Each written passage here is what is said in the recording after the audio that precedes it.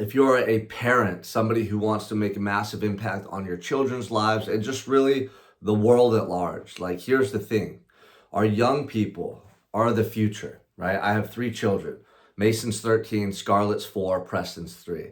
And I just think of this world they're growing up in, what they're going to experience, who they're going to become. I'm always thinking as a father, like, how can I be the best leader and person for my children? How can I be the best leader, the best support system? How can I teach them everything they need to know to be equipped to go out into the world and do something really special with their lives? Like, as parents, we all want our children to live the best lives. We have so much love for them.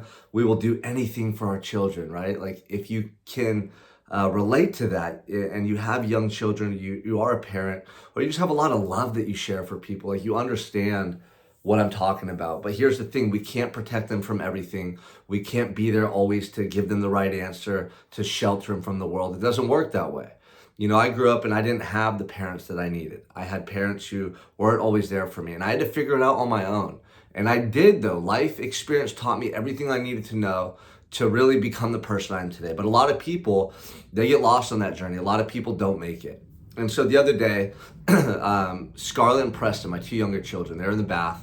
While I was washing Scarlett's hair, I was talking to them. They were playing with their toys.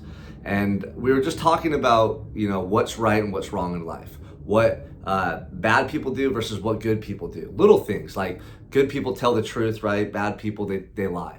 Good people help others. Bad people, want to hurt others. Like helping them to understand what a good person is. We were going through all these different things. Good people work hard. Like, bad people are lazy. They don't work hard. I don't even think I was using the word bad. I forgot the word I was using, but I was helping them to get a clear image of what I believe are the right values, and the right beliefs and the way that we should all live to have the best life. Like really simple stuff that nowadays people overlook. Like keep your word, be a person who's honorable, like have respect, treat others like you want to be treated, tell the truth. Like all these little things that as we get older, we lose sight of the importance of. And so I was just illustrating this to my children. And there's often times where they'll run into the garage where I have an at-home gym. And my little guy, Preston, will get on the bench with his 3-pound weights and start doing press. And Scarlett's on the dip and pull-up bar, swinging around. She's in gymnastics. Every day when I get home, they're like, Dad, do the cold plunge, do the cold plunge. And I was just talking with my wife about how cool it is that we are literally manipulating our children to be exceptional human beings. Like most conditioning that people go through, most manipulation or conditioning leads you to having fear, limiting beliefs, holding back in your life, feeling self-conscious, worrying about what other people think about you. And so most people grow up and they have this mindset, this belief system passed down to them from past generations that kills their potential and leads to them settling in life. And I was going through it. I've seen people go through it in my family, friends, all around me. People have been, victimized by this past conditioning from previous generations that's passed down to future generations.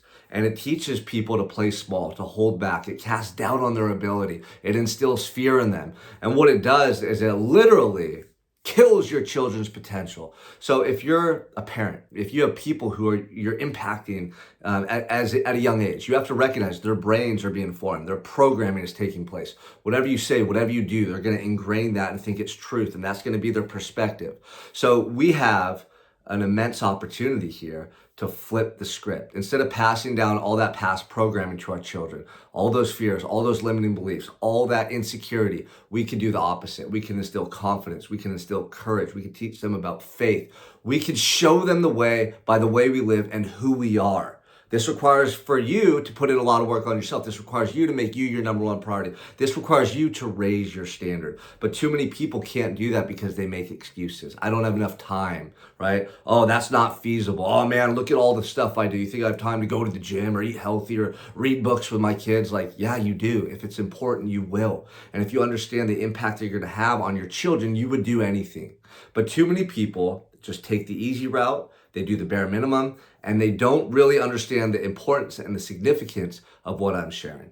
So this video is all about how to manipulate your children and condition them in a way that's going to lead to them having an advantage in life, to them believing in themselves, to them developing a more sound understanding of self, to them having big dreams and having the courage to pursue those dreams, teaching them not to settle, not to worry about what other people think, right? Take that information in, but don't let it stop you from doing what you really love in your life. Be your true self, be your authentic self. Like all the stuff that we're now recognizing as adults we wish we would have learned when we were younger, it's our job, it's our duty and our responsibility to pass those beliefs, that self-talk, that perspective down to our children. And the way we do this is we have conversations with them consistently. We help them to understand the difference between good and bad, like I was doing, right? Because otherwise they're gonna believe in the bad shit. They're gonna believe they're not good enough. They're gonna worry about what kids say about them at school. They're gonna believe that they can't do it. They're gonna start to believe the way that most adults believe. Most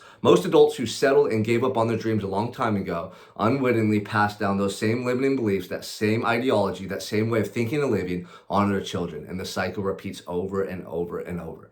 That's why most people in society don't achieve what they really want to achieve in life. Most people in society don't live the life that they really want to live. They live a life that they settled for based on the way they think and the perspective that was shaped and cultivated in their early years being brought up. So if you're a parent, you want the best for your children, you have to speak to them this way.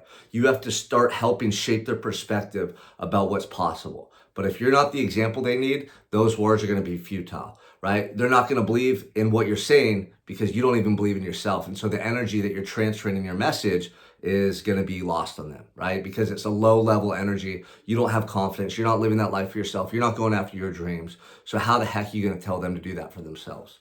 So if you're a parent, I just want to illustrate the importance of the conversations you have with your kids, the example that you set. They're always watching you. They're always listening to you. Take time to sit down and explain these things to them. Take the time to sit down and ask them questions about what they believe, what they think, right? And then if they have limiting beliefs, if they have beliefs centered around fear, self-doubt, ask them why, challenge them on those beliefs, educate them, and then lead by example because they're always watching what you do, how you operate, how you move, how you live, and they're going to pick up on that unconsciously. If you really care about your family, if you really want to be the best parent, you have to recognize the significance of this message and you have to take it upon your shoulders as the greatest responsibility you'll ever have in your life. Rise to the occasion because your kids need you. Our future generations need a shift in their thinking and their mentality in order to create lives they love and cherish, not lives they'll regret like so many